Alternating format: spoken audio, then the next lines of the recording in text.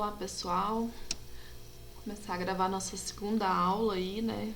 Nem é tão segunda assim, porque a primeira foi dividida em mais de uma parte. A gente está entrando num novo tópico aí, então vou considerar uma unidade nova. A gente finalizou soluções, né? As misturas de soluções, que era uma parte que estava pendente ainda quando a gente estava antes da quarentena. E esse conteúdo, já é um conteúdo novo, que basicamente ele foi trabalhado todo virtualmente, né? Ele começou com a aula lá do sistema, né? Que foi compartilhado com vocês.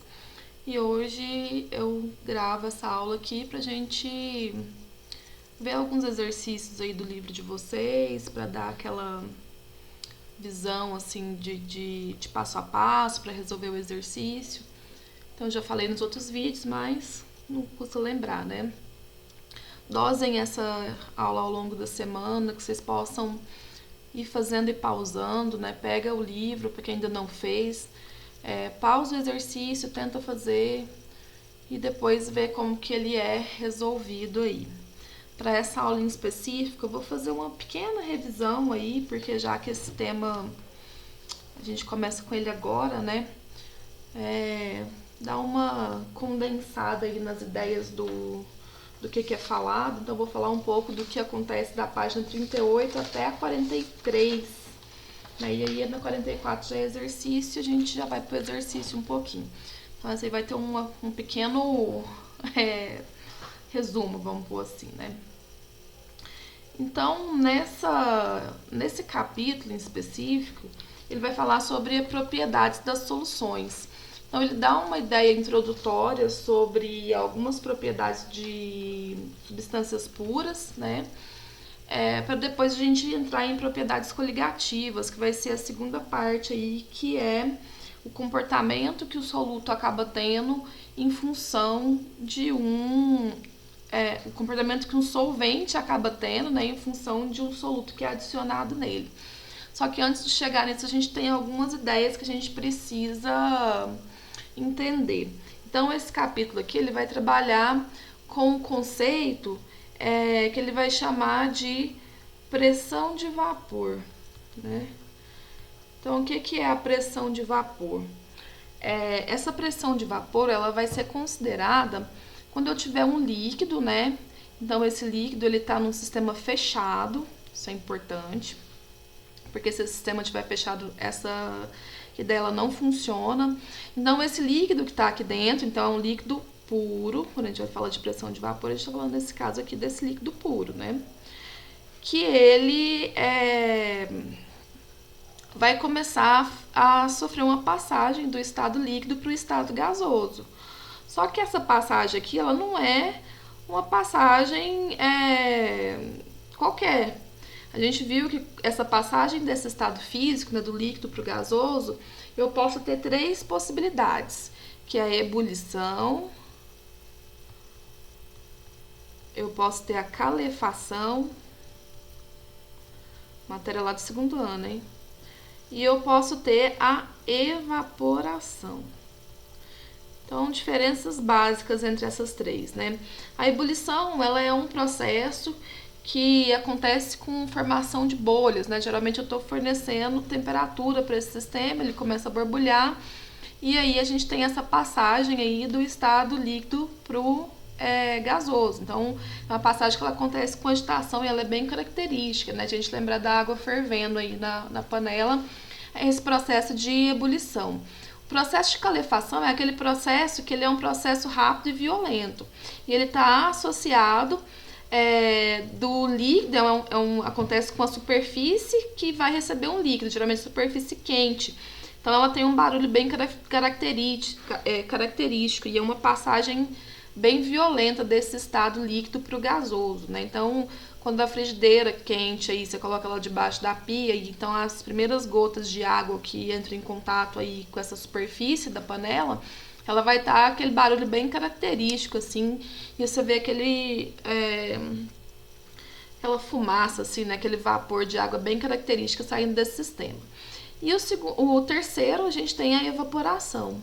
Então, a evaporação é aquele processo que ele vai acontecer naturalmente. eu costumava dar um exemplo para vocês que quando a gente coloca a roupa para secar no varal, a água, ela tem essa passagem do estado líquido para o gasoso, sem necessariamente ela atingir a temperatura de ebulição. Então é um processo natural que vai acontecer aí em temperatura ambiente. Então, por que eu estou falando isso? Porque quando a gente vai trabalhar com essa ideia da pressão de vapor, eu preciso entender essa passagem que acontece aqui de evaporação. Porque a pressão de vapor, ela está relacionada com esse líquido que passou para o estado gasoso nesse processo natural de evaporação.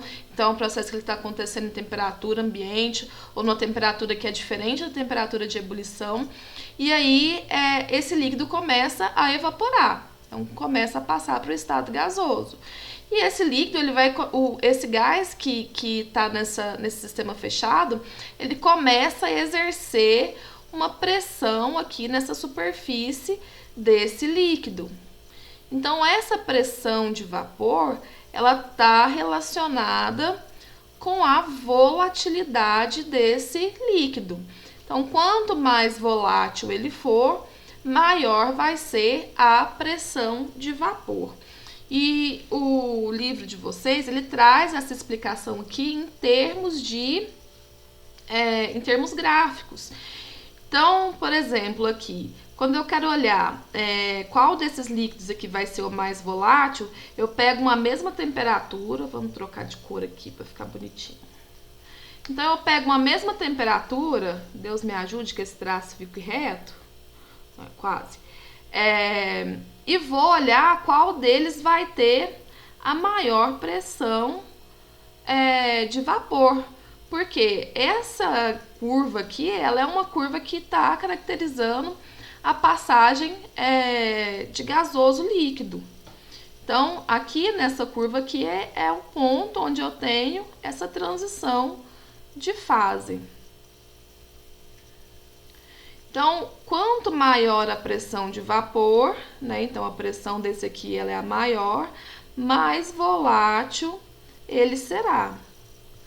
Então, no livro aí de vocês, ele dá essa ideia que nesse caso aqui, então, esse seria o mais volátil e esse aqui ele seria o menos volátil. Então, a volatilidade desses compostos, ele vai depender muito da natureza química que eles vão ter. Então, por exemplo, o que vai influenciar para um líquido ele evaporar mais fácil? Vai depender das interações intermoleculares que tem entre eles. Então, interações intermoleculares. E o tipo de ligação que vai acontecer neles também acaba influenciando. Se a ligação é polar, é apolar, então ela vai influenciar na propriedade desse líquido aí, ele ser mais volátil ou não. Então, geralmente, ele ser mais volátil quer dizer que o ponto de ebulição dele tende a ser uma temperatura menor. Se a gente olhar esses compostos aqui, que é o éter etílico, o etanol e a água, vocês ainda não viram química orgânica, né? Que isso aí a gente consegue ver explicitamente a estrutura desses compostos lá no terceiro ano, mas dá pra gente ter uma ideia aí. O éter, ele vai ter uma estrutura que ele é mais ou menos isso daqui, né? Que é um carbono, e aí eu tenho o oxigênio aqui no meio. Então, isso é uma estrutura característica de composto éter. O etanol, ele vai ter mais ou menos essa configuração aqui. E aí, a gente tem a água, né? Que é o H2O, então a gente vai ter mais ou menos isso daqui. Então, quando a gente olha esse tipo de composto, e eu for parar para pensar na interação intermoleculares que rege cada um deles, eu consigo ver claramente essa explicação, né? As interações que vão acontecer aqui no éter, elas são muito menores do que aqui na água, porque é onde eu tenho ponte de hidrogênio. Aqui no álcool, embora eu tenha esse oxigênio ligado a hidrogênio aqui, né? A gente tem essa formação de ponte, mas ele ainda acaba tendo uma parte que ela é bem apolar aí nessa estrutura, e isso acaba influenciando. Então, o ponto de ebulição, ele está muito atrelado à característica química dessa substância. Então, às vezes, para responder essas questões aqui, vocês vão precisar de muita informação do que foi falado lá no primeiro ano, porque é no primeiro ano que a gente vai falar de interação intermolecular, né, força intermolecular, o tipo de ligação que ele vai interferir no tipo de interação, e é o que explica, por exemplo, que o éter ele seja o mais volátil e a água ela seja menos volátil. Então, ainda aí nesse capítulo, ele traz pra gente informações sobre diagrama de fase, né? Então, o diagrama de fase, ele é um diagrama que ele vai estar representando aí os tipos de mudança, né, de estado físico que uma substância ela pode ter. Então, eu vou ter um ponto aqui que vai ser o ponto tríplice, né, que é esse ponto aqui, que é uma condição de pressão e temperatura, onde vai coexistir o estado sólido, líquido e gasoso. Então, no mais, eu vou ter as curvas aqui, onde eu vou ter a passagem de fase, né? Então, essa curva aqui, até chegar nesse ponto, ela é uma curva de sublimação, porque seria a passagem do sólido direto pro gasoso. Aqui é a curva de fusão, porque eu tenho a interface sólido-líquido, né? E aqui é a curva de ebulição. Então, essas daqui são as condições que você tem para aquela determinada substância para acontecer uma mudança de fase, uma mudança de estado físico aí nesse sistema. Então, o livro de vocês, ele traz esse exemplo aqui.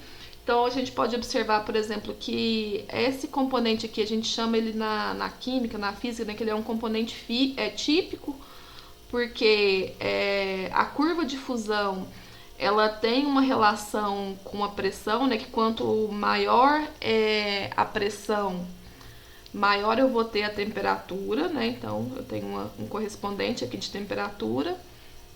E eu tenho a água.